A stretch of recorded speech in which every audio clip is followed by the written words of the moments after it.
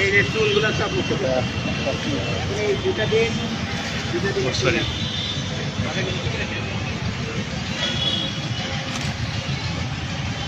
আমরা ঠিক ব্যবহার করছি এই আজি এই মসরিন এই গোবরগুলো কাটি কাটবো স্যার গোবরগুলো তাহলে এইখানে যে লাইন ধরে কাটলে স্যার চলে যাবে আপনাদের জি আগামী 28 তারিখ সারা দেশব্যাপী ন্যায় পবিত্র ঈদুল আজহা ইনশাল্লাহ অনুষ্ঠিত হবে।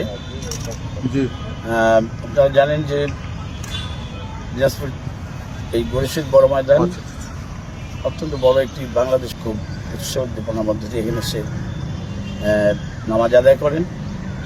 সেই জায়গা থেকে আজকে বলবো যে আমাদের এখানে উপস্থিত মানে জেলা পরিষদ মহোদয় আছেন, মানে পুলিশ সুপার মহোদয় সহ ইউনো মহোদয় সহ আমাদের পুলিশ প্রশাসনের কর্মকর্তাবৃন্দরা আছেন।